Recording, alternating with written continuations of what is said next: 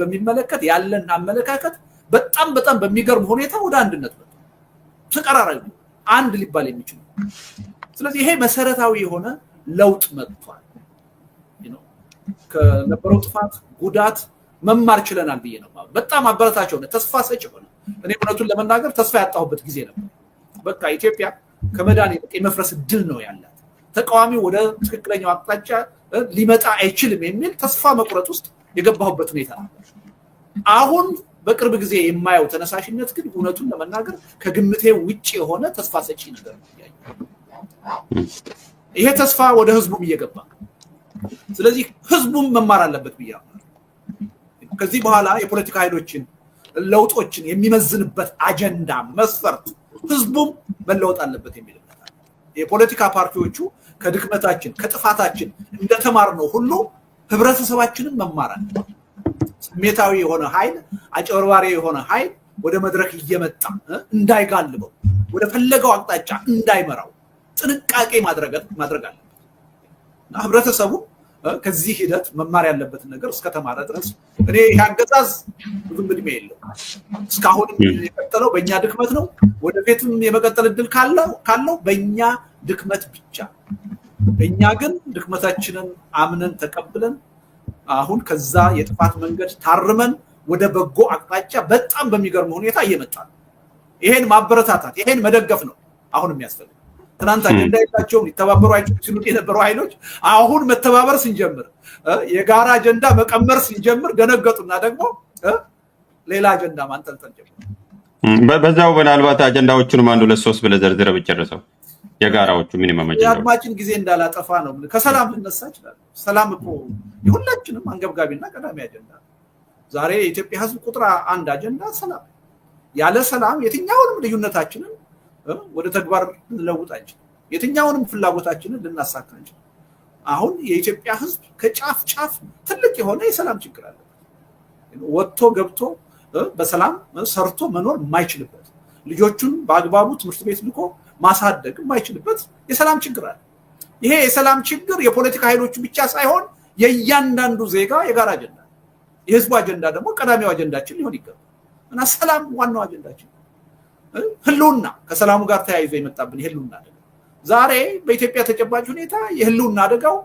ተለይቶ የአንድ ህብረተሰብ አይደለም ሁሉም የህብረተሰብ ክፍል የህልውና አደጋ ውስጥ አሁን እኮ ከ7 ከ8 ሚሊዮን በላይ ህፃናት እኮ ትምህርት ቤት የማይላኩበት እኮ ሀገር ውስጥ ነው የወደፊት ዕጣ ፈንታ የላቸው እነዚህ ህፃናት ሳያድጉ ሞተዋል ተቀጭተዋል በዛ ሁኔታ ላይ ነው ያለው ኢኮኖሚው ከመኖር ወደ አለመኖር እየሄደ ነው ዜጎቻችን በመሞትና በመሞት መካከል እድላችን እንሞክር ይያሉ ባህር ገብተው ቆያለው በዛ አይነት ሁኔታ ውስጥ ነው ያለው ስለዚህ የኢኮኖሚ ችግር የኑሮ ውድነት ድህነት የጋራ አጀንዳችን ነው የህልውና አደጋ ራሱ ይዞ መጥቷል ይሄ ቀላል ነገር አይደለም ስለዚህ በአጠቃላይ በአካባቢው ላይ ያሉ የጦርነት ችግሮች የሉዓላዊነት ችግሮች እነዚህ ሁሉ የጋራ አጀንዳዎቻችን ናቸው ይልቁንስ ምንድነው በጣም የጋራ አጀንዳዎቻችን አሁን ብዙ ናቸው እነዛን ሁሉ ብዙ አጀንዳዎች ወደ መድረክ አምጥተን አሁን መወያየት መከራከሩ ፋይዳ የለውም ቁልፍ የሚባሉት የበለጠ ከህልውናችን ጋር የተሳሰሩት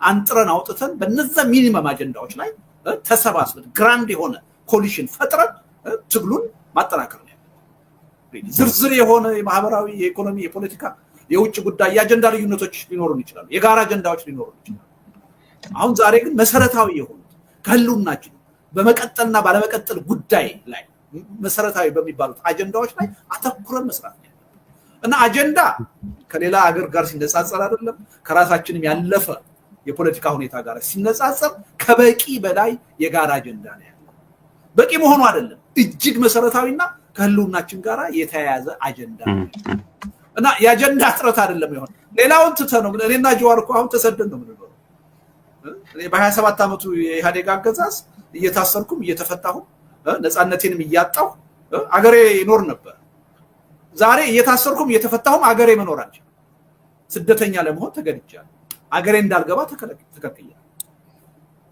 ትናንት እየታገልኩ ንብረቴ ተወርሶ አያውቅም የወንድሞቼ የዘመዶቼ የጓደኞቼ ንብረት ተነክቶ አያውቅም በኔ ዛሬ ለማስመሰል እንኳን ሳይሞክር ፍርድ ቤት ሳይከሰኝ ሀብት ንብረቴን የሚወርስ መንግስት ነው ጀዋርም ሌሎችም የሚጠብቃቸው ጣፈንታ ከዚህ የተለየ እንደማይሆን ምንም ጥርጥር የለም።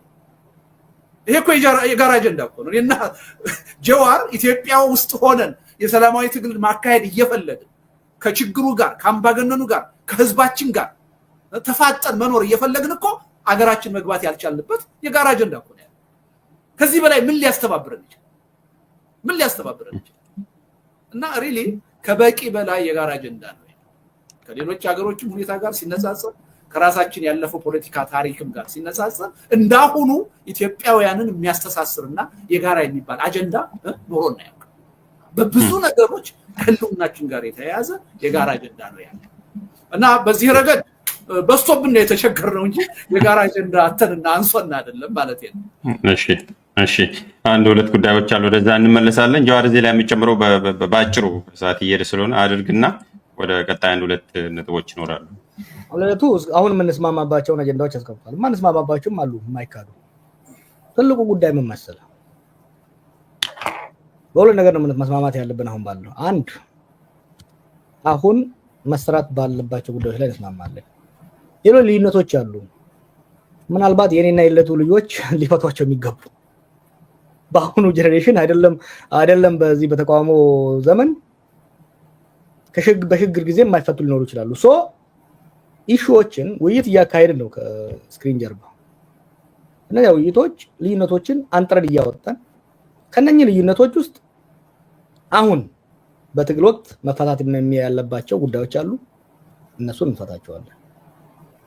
ለውጥ እንደመጣ ኢሚዲየትሊ መፈታት ያለባቸው ጉዳዮች አሉ። ለምሳሌ ጦርነትን ማቆም፣ የተኩስ ኢሚዲየት ተኩስ። ለምሳሌ ለውጥ እንደመጣ በማግስቱ የተኩስ አቁም ስምምነት ላይ መድረስ አንዱ ነው። ከእንግዲህ አሁን ልንስማማበት የምንችልበት። ከዛ ደግሞ የሽግግር ወቅት ይኖረናል። በሽግግር ወቅት እኔና ልደቱን የሚያከራክሩን ከህገ መንግስት ጋር የተያያዙ ከአይዲዮሎጂ ጋር የተያያዙ ጉዳዮች ገሚሱ በዛ በሽግግር ጊዜ በክርክር በድርድር ይፈታሉ። ከዛ የሚተርፉ ደግሞ አሉ የማይፈቱ። ወደ ምርጫ እንሄድና ለህዝብ እናቀርባቸዋለን፣ በውድድር ይፈታሉ። ገሚሱ ልዩነታችን በውይይትና በድርድር፣ ገሚሱ በውድድር ይፈታሉ። እነዚህ ላይ መስማማት የሚያስፈልገው። ኢትዮጵያ ሞኖሊቲክ ሶሳይቲ አይደለም። ሰፊው ኢትዮጵያ ኦሮሞ ሞኖሊቲክ ሶሳይቲ አይደለም። አማራ ሞኖሊቲክ ሶሳይቲ አይደለም። የሀሳብ ልዩነቶች፣ የፍላጎት ልዩነቶች፣ የጥቅም ልዩነቶች አሉ። ሰው ይሄን ልዩነት ሁሉ እርግፍ አድርጎ በአንድ ሳምባ ይተንፍስ አይደለም እየተባለ ኖ። ልዩነቶች ወደ የነፍጥ ግጭት እንዳያመሩ በፖለቲካ ምህዳሩ ላይ ስርዓት ተበጅቶላቸው የመጫወቻ ህጉ ላይ ስምምነት ተደርጎ በዛ መጫወቻ ህግ ውስጥ ግማሹም በድርድር እና በኮምፕሮማይዝ ግማሹም በውድድር እነዛ የድርድርና አሁን መስማማት ያለብንና በሂደት የምንስማማባቸው ሮድ ማፕ ስንል ምን መሰለህ? ፍኖተ ካርታ፣ የሽግግር ፍኖተ ካርታ ስንል እነዚህ ልዩነቶች ማኔጅ ተደርገው በስቴፕ ባይ ስቴፕ በፌዝ የሚፈቱበትን አስቀድመት መስማማት። ለምን ነው የሚያስፈልገው መሰለህ? መፈራራትና ሚስካልኩሌሽን ወደ ግጭት እንዳያስገባ። ቅድመ ከተስማማ የትኛው ጉዳይ በምን መካኒዝም መቼ ይፈታል የሚለውን ቀድመን እናስቀምጣለን። አሁን ለምሳሌ የሰላም ጉዳይ አሁን የምንስማማበት ነው ፒሪየድ። ከዛ በኋላ ያሉን በጉልበት ያለማስፈታት ለመጫን ያለመሞከር የምንስማማበት ነው። ለዛ ነው ኢሚዲየትሊ ከለውጡ በኋላ ወደ ተኩስ አቁም የምንሄደው። ከዛ ግን ከህገ መንግስት ጋር ከሌሎች ጋር የተያያዙ ከፖሊሲ ጋር የተያያዙ ጉዳዮች ደግሞ በሂደት ቅድም እንዳልኩት ግማሹ በድርድር ግማሹ በውድድር ይፈታል። ሁሉም አንተም ያለበት ሀገር እየፈታ ያለው በዛ ነው፣ የተገነባው እንደዛ ነው። እኔም ያለውበት ሀገር በዛው ነው። የኛም ሀገር መሆን የሚችለው በዛው ነው ማለት ነው። እሺ አንድ ጥያቄ የሚነሳውም በዛ እንዲጨምር አሁን ጀዋር ባነሳው ላይ ሁላችንም በሰላም ጉዳይ ላይ እንስማማለን፣ የጋራ አጀንዳችን ነው የሚል ነው ያነሳውና ልደቱም አንስቶታል። በተደጋጋሚ የሚነሳው የሽግግር ሂደቱ ምን ቅርጽ ይዛል ሲባል አንዱ ጠመንጃ ያነገተና በሰላማዊ ትግል የሚንቀሳቀሰው ሁለታችሁ የሰላማዊ ትግል አቀንቃኞች ናችሁና በጋራ እንዴት ልትታገሉ ትችላላችሁ የሚል ጥያቄ ስላለ እሱም እንዲነሳ ስለፈለኩኝ ነው። ጀዋር ያዝልኝ። ልደቱ የምጨምረውም ጨምረ ይሄንን መድረስ እንድታረግ። ወይ መጀመሪያ ጀዋር በሰጠው ላይ ትንሽ ለመጨመር ነው። ብዙ ጊዜ በጋራ አጀንዳ እንተባበራለን ተቃዋሚዎች ስንል ችግሩ በጣም ከባድና ውስብስብ ሆኖ ታይቷቸው አስቀድመው የሚሸነፉ አስቀድመው ሐሞታቸው የሚፈስ ሰዎች አሉ። ይቻላል ወይ እና አይ ቲንክ ያልተረዱት ነገር አለ ብዬ ነው። አሁን ተነጋግረን እንተማመናለን ስንል ጀዋር እንዳለው በዝርዝር ጉዳዮች ላይ እንነጋገራለን እንተማመናለን ማለት ነው። የምንተማመንባቸው ነገሮች ቢኖሩ አሁን አስፈላጊ ያልሆኑ አጀንዳዎች አሉ ሂደቱ የሚፈታቸው ማለት ነው። አሁን እኛ ሜካኒዝሙ ላይ ነው ምንስማው ምን አይነት የሽግግር ሂደት ነው የሚያስፈልገው? በዛ የሽግግር ሂደት ሊነሱና ሊስተናገዱ የሚችሉት ጉዳዮች ምንድን ናቸው? እንዴት ነው ይሄን ማካሄድ የምንችለው? በሜካኒዝሙ ላይ ነው የምንስማማው እንጂ ዝርዝር የሆነ አጀንዳ ላይ የገባን አሁን እንስማማለን ማለት አይደለም።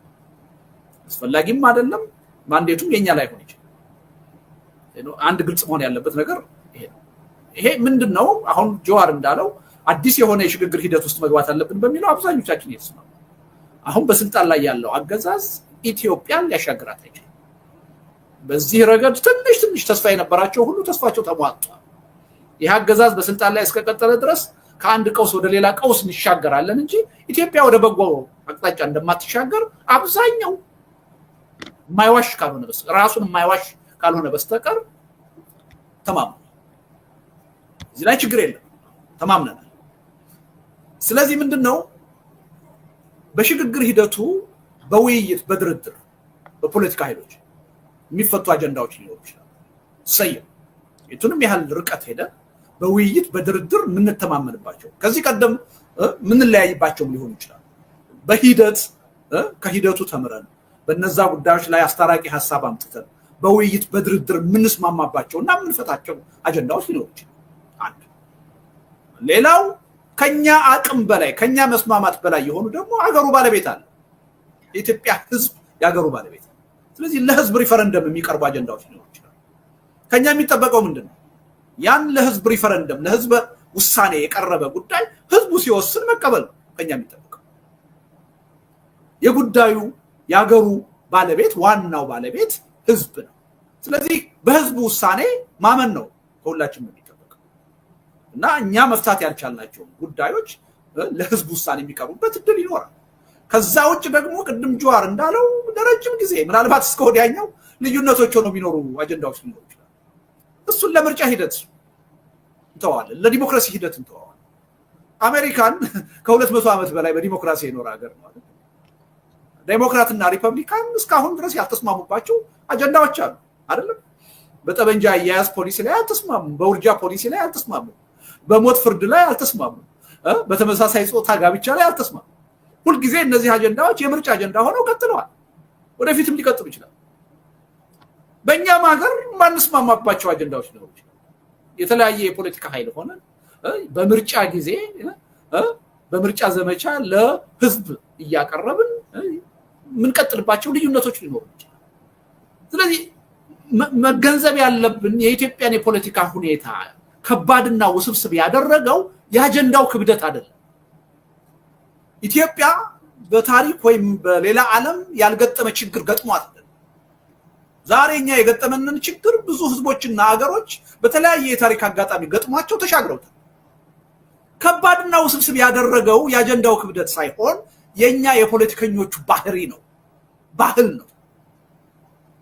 እኛ በውይይት በድርድር ማናምን፣ በሰጥቶ መቀበል ማናምን፣ የኔ ብቻ መንገድ ትክክል ነው የምንል መሆናችን ነው።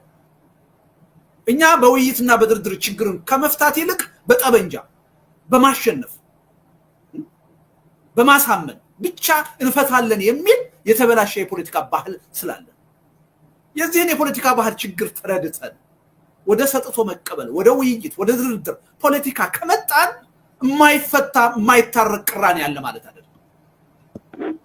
የኢትዮጵያን ፖለቲካ ውስብስብ ያደረገው የኛ የፖለቲከኞቹ ባህሪ ነው፣ ባህል ነው።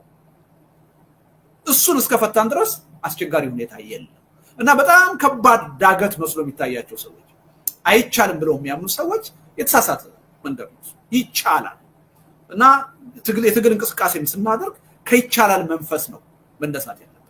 ቅድም ያልከው ነገር አለ። አሁን በግምገማ ረገድ በትጥቅ ትግል የሚያምኑት በሰላማዊ መንገድ የምናምነው ምን አይነት ስርዓት ነው የሚያስፈልገው፣ ምን አይነት ለውጥ ነው የሚያስፈልገው የሚለው ላይ መግባባት ላይ እየደረሰ በስልጣን ላይ ያለውን አገዛዝ በሚመለከትም መግባባት አለ። ልዩነታችን መንገዱ ላይ ነው። አንደኛው በትጥቅ ትግል ነው የሚሄደው ይላል፣ ሌሎቻችን ደግሞ በሰላማዊ መንገድ ነው የሚሄደው። ልዩነታችን መንገዱ ላይ ነው እንጂ አገዛዙን በመበየን በመገምገም ረገድ ወደፊት እንዲመጣ የምንፈልገውን ስርዓታዊ ለውጥ በማለም ረገድ የተቀራረበ አመለካከት እየተፈጠረ ነው። ስለዚህ አንድ የሽግግር ሂደት ይመጣል ሲባል ሰላማዊ መድረክ ነው የሚፈጠረው። ክላሽን ኮፕ ይዘህ አዳራሽ ውስጥ ገብተህ የምትደራደርበት ሁኔታ የለም። 83 ዓመተ ምህረት እኮ በአግባቡ ባይቀጥልም አንድ የሽግግር ሂደት እኮ ኢትዮጵያ አልፋለች አይደል? የታጠቁትም ኃይሎች በሰላማዊ መንገድ የሚያምኑትም ፓርቲዎች አንድ ላይ ተቀምጠው እኮ አንድ የሽግግር ሂደት እኮ መርተዋል። የሽግግር ሂደቱን ዘላቂነት ባለው የኢትዮጵያን ሕዝብ በሚጠቅም መልኩ አልመሩትም፣ ሌላ ጥያቄ። ግን ጫካ የነበሩትም በውጭ ሀገር በስደት የነበሩትም አዲስ የተቋቋሙትም ፓርቲዎች እኮ አንድ ላይ ሆነው እኮ መምከር እኮ ችለዋል። ስለዚህ ወደፊትም የስልቱ ልዩነት እንቅፋት አይደለም። ያ የሽግግር ሂደት ውስጥ መግባት እስከቻልን ድረስ የትጥቅ ትግል እምነት ያለው በሰላማዊ ትግል እምነት ያለው ወደዛ አይነት ድርድርና ውይይት ሲገባ አንድ ነው የሚሆነው መስመሩ። ሰላማዊና ህጋዊ መንገድ ነው የሚሆነው። ውይይትና ድርድር ነው የሚሆነው። ጠበንጃ አይደለም መፍትሄ የሚሆነው። ጠበንጃ ያ ውጤት እስኪመጣ ድረስ በጠበንጃ የሚያምኑ ኃይሎች ይዘው መቀጠላቸው የሚቀር አይደለም። እኔም ፈለኩ አልፈለኩ፣ ጀዋር ፈለገ አልፈለገ፣ አገዛዙ እስካለ ድረስ ያገዛዙ ባህሪ አሁን ባለው ሁኔታ ሁላችሁንም በኃይል በጉልበት አንበረክካችኋለሁ የሚል ሆኖ እስከቀጠለ ድረስ የጠበንጃ ትግል ኢትዮጵያ ውስጥ ፈለግነውም አልፈለግነውም መቀጠሉ አይቀርም። ይሄን ሪያሊቲ ሁላችንም መረዳት መቻል አለብን። ነገ አዲስ የሽግግር ሂደት ይፈጠር ስንል ግን በሽግግር ሂደት ችግሮች የሚፈቱት በጠበንጃ አይደለም፣ በኃይል አይደለም፣ በጉልበት አይደለም፣ በሰላማዊ መንገድ በውይይት በድርድር። ስለዚህ የስልት ልዩነታችን እዛ ላይ ያቆማል። ወደ አንድ ወጥ ስልት እንመጣለን ማለት ነው እና ይሄንም እንደ ችግር ማየት ተገቢ አይመስለኝም። እንኳንስ አዲስ የሽግግር ሂደት ውስጥ ገብተንና አሁንም ቢሆን በኢትዮጵያ ተጨባጭ ሁኔታ የሀገራችንን ወቅታዊ ሁኔታ ለመለወጥ የስልቱ ልዩነት ትልቅ እንቅፋት መሆን አለበት የሚል እምነት የለኝም። በትጥቅ ትግል የሚያምኑት ኃይሎች በሰላማዊ ትግል የምናምነውን ኃይሎች ምርጫ ማክበር አለባቸው። በሰላማዊ ትግል ኢትዮጵያ ውስጥ ለውጥ ሊመጣ እንደሚችል አምኖ መቀበል አለባቸው። በሰላማዊ ትግል የምናምነው ደግሞ አሁን ትጥቅ ትግል ውስጥ ያሉ ኃይሎች ትጥቅ እንዲያነሱ ያስገደዳቸው አገዛዝ መኖሩን አምነን መቀበል አለ። የጠበንጃ ፍቅር ኖሯቸው፣ የመገዳደል ፍቅር ኖሯቸው፣ የመዋጋት ፍቅር ኖሯቸው ሳይሆን በሰላም ችግርን መፍታት የማይችል አገዛዝ ገፍቶ እዛ ውስጥ ያስገባቸው መሆኑን አምነን መቀበል ሪኮግናይዝ ማድረግ አለ። እንኳንስ ያኔ አዲስ የሽግግር ሂደት ውስጥ ችግሮች በውይይት በድርድር የሚፈቱበት ሂደት ውስጥ ገብተንና አሁንም ራሱ አንዳችን የሌላችን እንቅፋት ሳንሆን በየፊናችን ጠንካራ የሆነ ሊተጋገዝ የሚችል ትግል ማድረግ እንችላለን የሚል እምነት ነው ያለው እና በሱ መልኩ ማየት ያለብን ይመስለኛል። በጣም ጥሩ ጀዋር፣ በዚህ ጉዳይ ላይ ኢትዮጵያ ውስጥ ያለ አማጺ ክላሽን ታቅፎ የተወለደ የለም እኮ እና እነኛ አማጺያኖች ስናያቸው ልክ ከቶራ ቦራ የመጡ እናት መስረዴ ወንድሞቻችን እኮ ናቸው። ከኛ ጋር የፖለቲካ ትግል ውስጥ የነበሩ ናቸው። የወሌ አብዛኛው እኮ ቄሮ የነበረ በሰላማዊ ትግል ሲታገል የነበረ ነው። ፋኖ እኮ ጎንደር ላይ ሲታገል የነበረ ነው። ወይ ደግሞ ኤርትራ በረሃ እኮ የነበረ ነው። እነዚህ ሎክ ፖለቲካ ምህዳሩ ጠቦ ተገፍተው ነው የወጡት። የፖለቲካ ምህዳሩ የተስተካከለ ሲመስላቸው መጥተዋል እኮ። ዛሬ እኮ ፋኖም ዛሬ ወሌ ውስጥ ያሉት ሲኒየር አመራሮቹ ወረጋ የነበሩ ሰላም ሲመጣና ሽግግር እድል ሲመጣ ወደ ሀገር መምሰሪያቸውን አስቀምጠው እኮ የተመለሱ ናቸው። በፋኖ ውስጥም ያሉት በግንቦት በሰባት በአርበኞች ምናምን የነበሩ አስቀምጠው ወደ ሰላም የተመለሱ ናቸው እኮ ተገፍተው እዛ የወጡት። እኔ እርግጠኛ ነኝ ምናቃቸዋለን ሰዎች ተገብተው የወጡ ናቸው። ሰላማዊና ፍትሃዊ የሆነ የፖለቲካ ምህዳር ካለ ለመመለስ የሚያስቸግራቸው ሰዎች አይደሉም። እንደሚወራው ጽንፈኞች አይደሉም። ችግር ገፍቶ ንዴት፣ ቁጭት ወደ ጽንፍ የገፋቸው ማለት this is very important ይሄን እየሰማ ነው ከአመራሩ። አንድ እሱ። ሁለተኛ አሁን ባለው የኢትዮጵያ ነባራዊ ሁኔታ በጉልበት ስርዓት ተገለብጥ ይሆናል እንጂ በጉልበት የአንድን ቡድን የአንድን አማጺ የበላይነት የሚያንጸባርቅ መንግስት መመስረት አይቻልም። ያ ቢቻል ኖሮ አብይ አህመድ ነበረ ተንደላድሎ ሁሉን ጸጥ ረጭ አድርጎ ራሱን ሰባተኛ ንጉስ የሚያደርገው ማድረግ ቻለ? አልቻለም። ታንኩንም ባንኩንም ተቆጣጥሮ የህወሓት አገዛዝ መቆየት አልቻለም። የአብይ አህመድ አገዛዝ መቆየት አልቻለም። ስለዚህ አሁን ያሉ አማጺያኖች ከለውጥ በኋላ ለምሳሌ በለስ ቀንቷቸው አራተኛ ሴናሪዮ ባስቀመጥኩ መሰረት ስርዓቱን በነሱ የበላይነት እንኳን ቢገረሰስ ያንድ የቡድን የበላይነት ያለው መንግስት መመስረት አይቻልም። ይሄንን የሚረዱ ይመስለኛል፣ ይረዳሉ።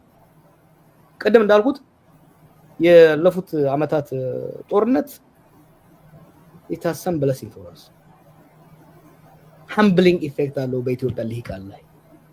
ይሄ መታየት አለበት። ሁለተኛው አይ ቲንክ ለለቱ ባነሳው ላይ የፖለቲካ ባህላችን ግን የምን ፕሮዳክት ነው? የፖለቲካ ልሂቃኑ ሪጂድ የሆኑበት ሰጥቶ መቀበልን ባህል ያላደረጉበት ስላልተለማመዱት ነው። የፖለቲካ ባህል የልምምድ ውጤት ነው። የፖለቲካ ታሪካችን የአምባገነናዊ ስርዓት አገዛዝ የፖለቲካ ምህዳሩ የተዘጋ በሀገሪቱ ውስጥ ከአገዛዝ ወደ ታች የሚተላለፍ ቨርቲካል ብቻ ግንኙነት ስላለ በፖለቲካ ቡድኖች በማህበረሰብ ቡድኖች መካከል የጎንዮሽ ክርክር ድርድር ባህል የለም። ለዚህ ነው ሪጂድ የሚሆነው። ጎረቤታችን ኬንያ ብትወስደው ገበያ ነው የሚመስለው ፖለቲካው። ለምን? ከኮሎኒያል ዘመን ጀምሮ የነበረው የፖለቲካ ካልቸር ኢቭን በሞይ አፋኝ ዘመን ራሱ the political marketplace was open enough for transaction, for compromise, for debate, for discussions. የኢትዮጵያ ግን አገዛዞቹ አፍነው ስለሚቀጥሉ እኔ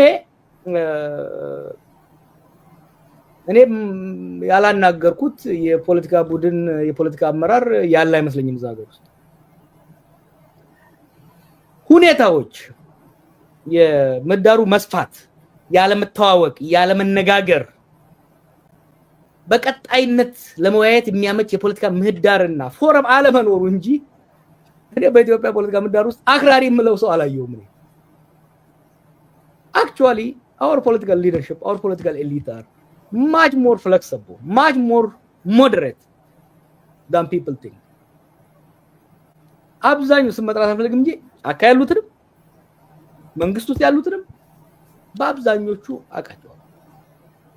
የሚያስፈልገው ቅድም ያልኩ የፖለቲካ ምህዳሩ የሚገዛበትን የሚተዳደርበትን ሩል ኦፍ ዘ ጌም ማዘጋጀት ነው። አሁንም እያልን ያለነው ቅድመ ዝግጅት ያስፈልጋል እያልን ያለነው ያሉ ድንበሮችን ጥሰን በመቀራረብ ልዩነቶችን አስቀምጠን ልዩነቶች የሚገዙበት የሚፈቱበት ድርድርና ፉክክር የሚካሄድበትን የጫወታ ጌም ካሁኑ ማዘጋጀት አለብን።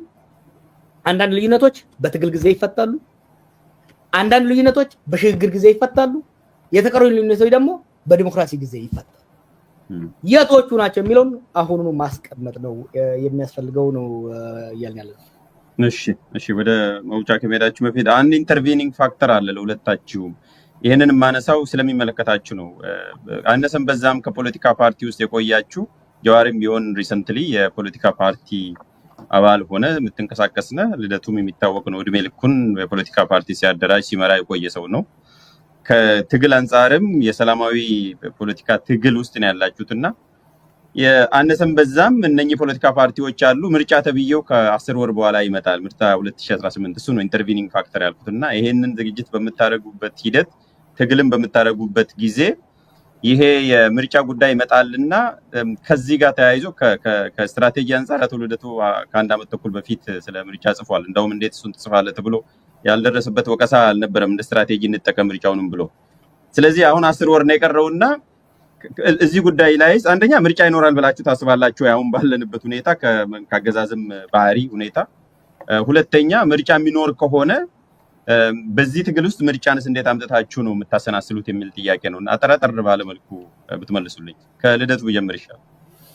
ወይ ምርጫ ይካሄዳል ወይ እርግጠኛ ሆነን መናገር አንችልም። ትንሽ አንጻራዊ መረጋጋት ካለ የሚፈልገው ይመስለኛል አገዛዙ ያለምንም የተቃዋሚዎች ጫና የተለመደው አይነት ብቻውን ከራሱና ከጥቂት አጃቢዎቹ ጋር ተወዳድሮ የ5 ዓመት ኮንትራቱን ለማደስ ጥረት ማድረጉ የሚቀር አይመስለኝም። ግን ደግሞ እርግጠኛ ይካሄዳል ወይ የሚለው ለምሳሌ አሁን ከፊታችን እያንዣበበ ያለ የጦርነት ዳመና ከፊታችን ባለ ማንኛውም ጊዜ ሊፈነዳ ይችላል። ከትግራይ ጋር ወይም ከኤርትራ ጋር ጦርነት ውስጥ የሚገባ ከሆነ ሪሊ በዚህ አጭር ጊዜ ውስጥ ምርጫ ማካሄድ ይቻላል ወይ? በጣም አጠራጣሪ ነው። ላይቻል ይችላል። ምናልባትም ደግሞ የታጠቁት ኃይሎች አሁን የመጠናከር አዝማሚያ እያሳዩ ነው። አብዛኛውን የሀገሪቱን ክፍል ከ50% በላይ የሆነውን ከተቆጣጠሩት ከዛ ባነሰ አካባቢ ተመርጠህ መንግስት መሆን ምንም ትርጉም አይኖረው። ሪሊ ምርጫው ይካሄዳል አይካሄድም የሚለውን በእርግጠኝነት መናገር የሚቻል አይመስለኝም። ዞሮ ዞሮ በእኔ በኩል ያለኝ አመለካከት ምንድነው? አሁን ኢትዮጵያ የደረሰችበት ሁኔታ በምርጫ የሚፈታ አይደለም። እንኳንስ አሁን ያው ሁላችሁም ታውቃላችሁ ገና ከ5 ዓመት በፊት ጀምሮ ብልጽግና በምርጫ ችግራችን ይፈታል የሚል አጀንዳ ይዞ ሲመጣ ነው አሁን ያለው ሁኔታ በምርጫ የሚፈታ ችግር አይደለም።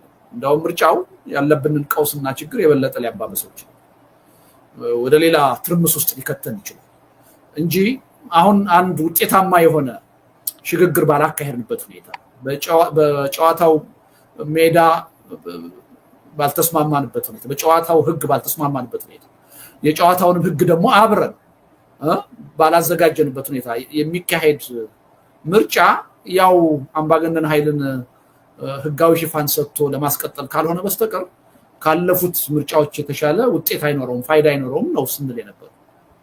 በዛ ረገድ የተለየ አመለካከት የለኝም። እንዳውም አሁንማ በጭራሽ በምርጫ የሚፈታ የኢትዮጵያ ችግር የለም። ያ ማለት ግን ምርጫ መካሄዱ የማይቀር ከሆነ ደግሞ ምርጫ አንድ የትግል መድረክ መሆኑን ተቃዋሚዎች ማወቅ አለባቸው። እጃቸውን አጣጥፈው አሳልፈው ላገዛዙ መተው አለባቸው የሚል እምነት የለም። አስፈላጊውን አቅምና ሁኔታ የፈቀደውን ዝግጅት አድርጎ በምርጫው ውስጥ ገብቶ ሁለት ነገር ማሳካት ይቻላል ብዬ አምናለሁ። አንደኛ ይሄ አገዛዝ እየቀጠለ ያለው በአፈና በተጽዕኖ በጉልበት ብቻ እንደሆነ ማሳየት ይቻላል የሚል እምነት አለ። ሁለተኛ የምርጫውን ሂደት ለትግሉ መጠናከር ህዝቡን ለማነቃቃት፣ ለማነሳሳት፣ ለማስተባበር መጠቀሚያ ማድረግ ይቻላል የሚል እምነት አለ። በምርጫ ሂደት አነሰም አደገም ለማስመሰልም ቢሆን የመገናኛ ብዙሃን ለቀቅ ይላል።